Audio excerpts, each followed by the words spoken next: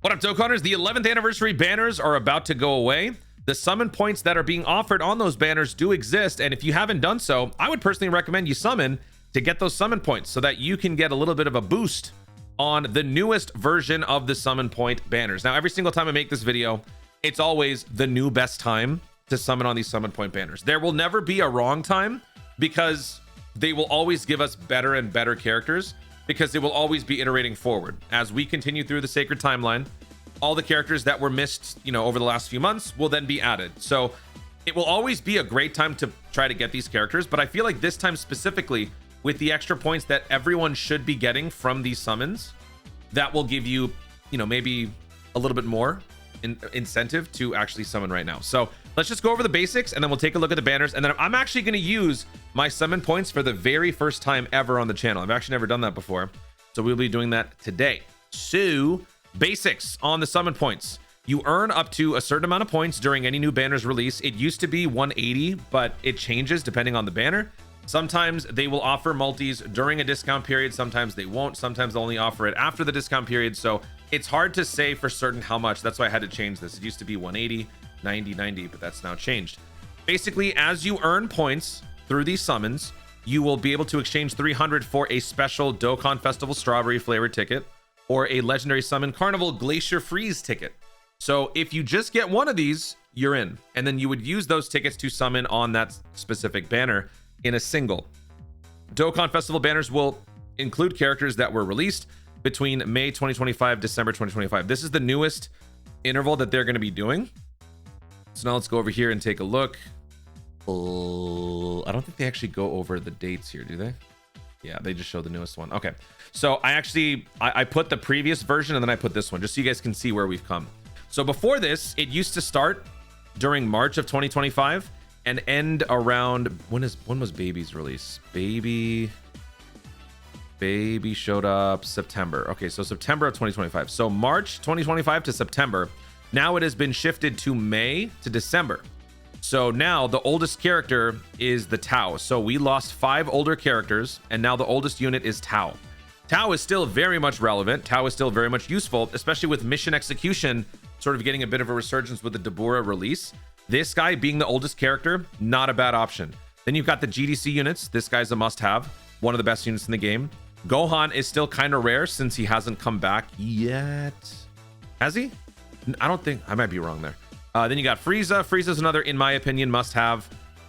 Baby, this is a hard unit to pull, but maybe you might get him. If you do, you have a nice extreme version of a Battle of Fate, Terrifying Conqueror sort of team.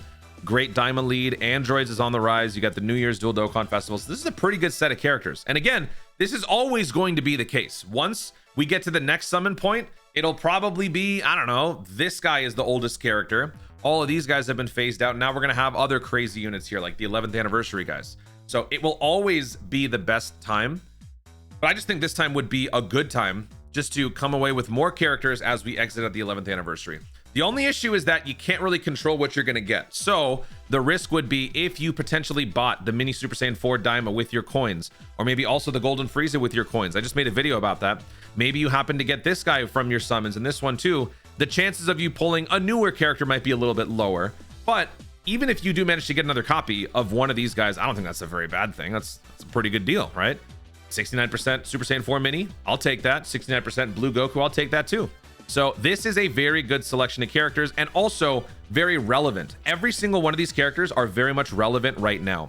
That can be an issue at times where, as we continue forward, if the power creep is so significant that the oldest character in the list of summon point characters is a little too out of date, you might end up pulling that unit and then might feel like a waste. Going down here to the legendary summon Carnival characters will include ones that released between April 2025 and December 2025. So this was the previous version, stemming back from the 10th anniversary all the way to, my God, when was that? Oh, October. So it used to be from January 2025. Yes. January 2025 to October 2025. Now it's become April to December. And so now our oldest unit is Pycon. He's probably the least exciting of all of these, but look at the cast of characters. Rose must have. Super Saiyan 4 Gogeta, Broly, one of the best units in the game for Festival of Battles. This guy and the Super Saiyan 4 Vegeta make that event an absolute joke. GOMAH, a character that a lot of people have been struggling to get. Well, now you've got a good chance. 1, 2, 3, 4, 5, 6, 7, 8, 9. 1 out of 9 chance to pull the GOMAH on your single summon. Also, you've got Gohan Trunks, one of the best units in the game. In terms of getting the good units, like the good relevant ones, 1, 2, 3, 4, 5. 5 out of 9. 5 out of 9 for this one. Not to say that these guys are bad. I'm talking about good in the sense that they are strong. They are relevant among the best teams. So these guys are not, you know, absolute trash, but obviously these guys are much more relevant, much more viable right now. So 5 out of 9 for this one. If we go back here, I mean, this one's way nicer. There's actually not a dud. There's not even a dud here. Like, they're all amazing pickups. So actually, this is just 1, 2, 3, 4, 5, 6, 7, 8, 9, 10. It's just 10 out of 10. So they're both big W's for me. That's why I'm actually going to use my tickets in today's video. And let me actually see, how many tickets do I have?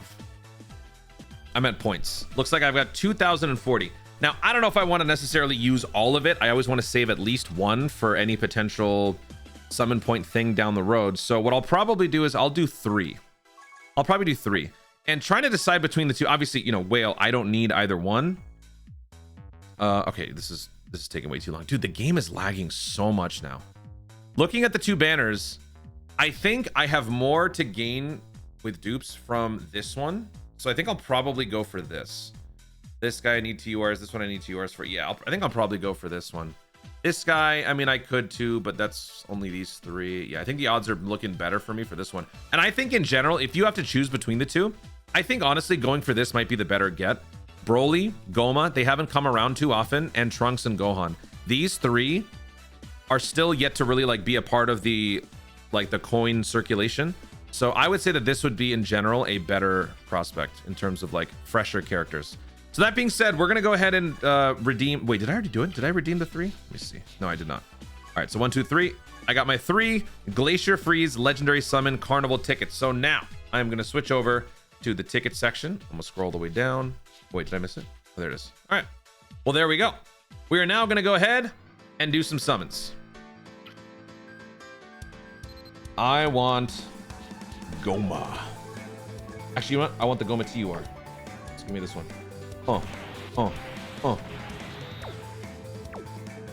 That's so fitting because you have to hit the back of his head 3 times in order for the eye to fall out. All right, this is my first ever summon point summons. What are we gonna get? It's a guaranteed one of those 9. So we've got a 12.1 chance, 12.1%.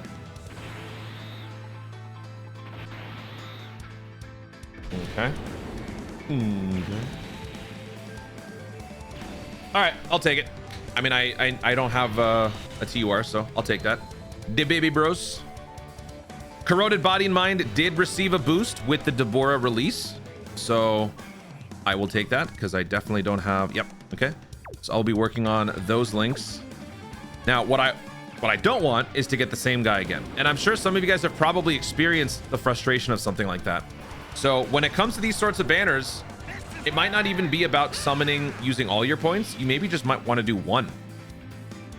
Huh? Oh yeah, we're gonna get all the fancy animations except for the new headliner.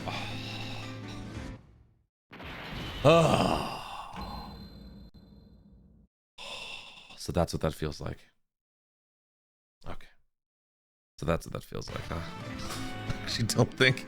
Do I even need that PyCon? Hang on. I need to know. You won't get past me. PyCon TUR. Oh, good lord. No, don't need him. Dang it. Didn't need him at all. Well, that is the risk. It's not like these summon points are guaranteed, you know, happiness.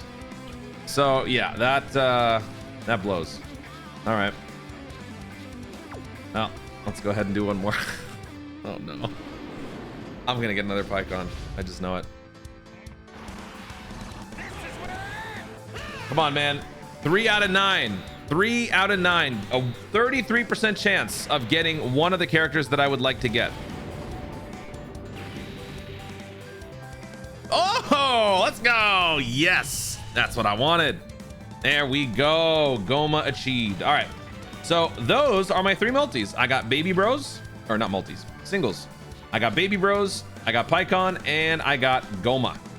Obviously, it's not a guarantee. It is chance-based, but considering the characters that are here, considering their value, considering their power, considering their relevance, and considering how they haven't quite really been ingratiated into the ether of the Dokkan and features and all that stuff, I think this is a good time to go for it if you can. If you cannot, it's not a big deal, because again, whenever they iterate and move on to the next summon point banner version, the lineup will just only look spicier. So at that point, like they did here, these guys will start to shift down here, and then we'll get another fresh 4 over here, and those will probably be the part 2 LRs from the 11th anniversary. So you'll have UI Goku in here, you'll have, what was the part 1? Oh, Super Saiyan 3 Vegeta in here, so it'll only get better. So if you want to wait, you can. The thing is, though, this is a perpetual cycle. You will continue to do that because you'll always think that the banners will get better and better, which is true. So the question is, when do you want to take the plunge and actually go for it? And I leave that question to you. Guys, thank you so much for watching. If you enjoyed the video, be sure to like down below and in the comments your thoughts on these summon point banners for this first little section of 2026. Do you like the banners? Did you go for it? Which banner did you go for, and which units did you get? Let me know. Were you happy? Were you sad? In the comments down below. Also, be sure to subscribe for more Dokkan content in the future and click the notification bell so that you'll know you want to see more of my stuff. Do it. Thank you so much for watching. Stay tuned, and remember to Dokkan responsibly.